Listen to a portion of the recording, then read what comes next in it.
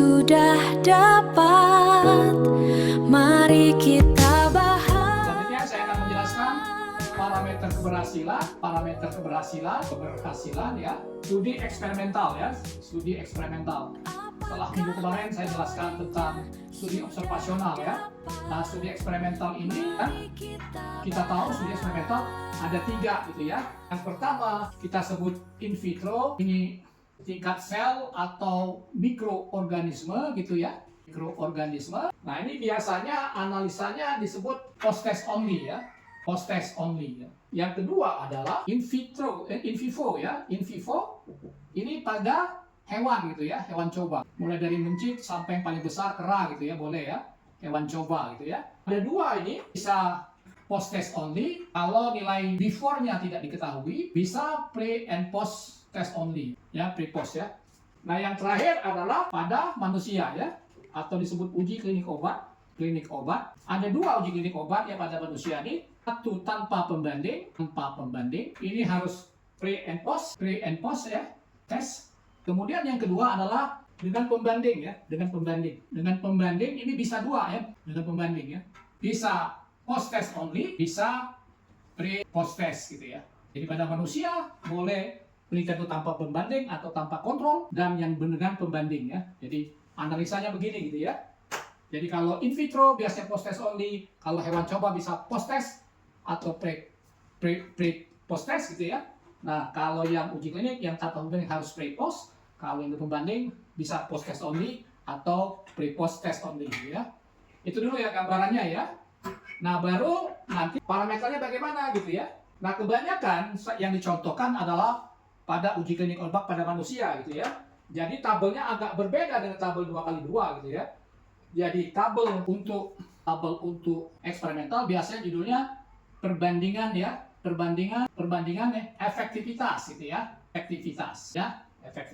Jadi saya gambarkan dulu ya. Jadi secara teori ini untuk analisanya, jadi kelompok treated ini adalah kelompok obat yang akan kita pilih atau obat baru nanti kontrol ini bukan dalam bahasa studi observasi, dia harus pakai ED ya, kontrol gitu ya. Saya hapus dulu biar ingat ya, bukan kalau pada case kontrol L-nya 1 ya, pada uji klinik harus pakai kontrol gitu ya, pembanding artinya ya. Nah, di sini baru kita buat nanti variabelnya, di sini variabel gitu ya, yang kita ukur apa gitu ya.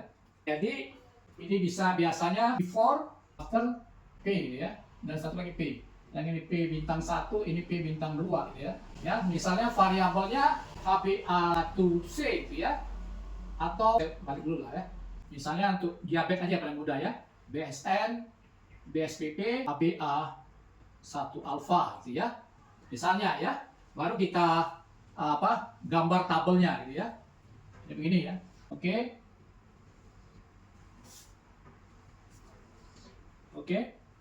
Ini variabel yang diukur ya. Baru kita buat ininya ya. BSN, BSPP gitu ya. Ini biar sempat di bawahnya alat analisanya, saya kecilin dikit ya. Nah, gitu ya. Jadi di sini nanti ini ya. Oke. Ya, ini nanti ini dibagi before, after. Nah, ini sengaja khusus saya warna lain ya. Nah, itu ya. Ini rata gitu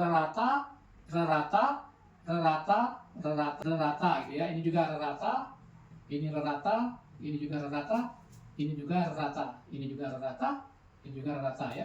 Oke.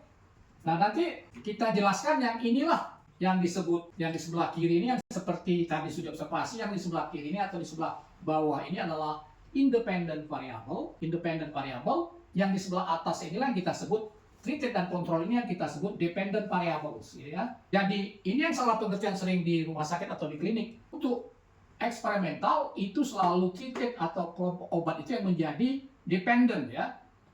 Nah, pada studi observasi disease-nya yang menjadi dependent. Boleh saja ini kita sebut independent tapi terbalik tabelnya. Yang treated dan kontrol ke sini dia disebut variabel independent boleh. Tapi yang ini pindah ke atas gitu. Yang di bawah ini ya, independent naik ke atas ini. Jadi berubah dia jadinya ya. Kalau ingat itu syarat pertama. Nah, analisanya untuk tabel efektivitas ini parameternya nanti untuk menjawab hipotesanya 3 kali menganalisa. Jadi Anda lakukan dulu analisa before antara dua kelompok ya untuk menyatakan homogenitas gitu, homogenitas. Nah, itulah makanya kemarin saya jelaskan di live TikTok saya, kalau dia cuma satu kelompok tidak perlu uji homogenitas. Uji homogenitas itu hanya untuk dua kelompok, mesti contoh eksperimental atau di studi observasi tadi ya. Kemudian untuk menjawab untuk menyatakan efektivitas, Anda analisa before after ya. Apakah obat baru ini atau kontrol itu efektif ya? Efektif ya. Baru yang ketiga untuk menjawab hipotesa after ya. After untuk menjawab hipotesa apakah obat baru lebih efektif dari kontrol, ataukah sama efektif, ataukah justru kontrol lebih efektif dari obat yang baru ya. Nah, after inilah makanya dibuat P2-nya ya. Ini untuk menyatakan after ini untuk menjawab hipotesa mana yang lebih efektif antara kedua itu ya. Di after inilah nanti kamu bisa menjawab apakah hipotesa kamu diterima atau tidak ya.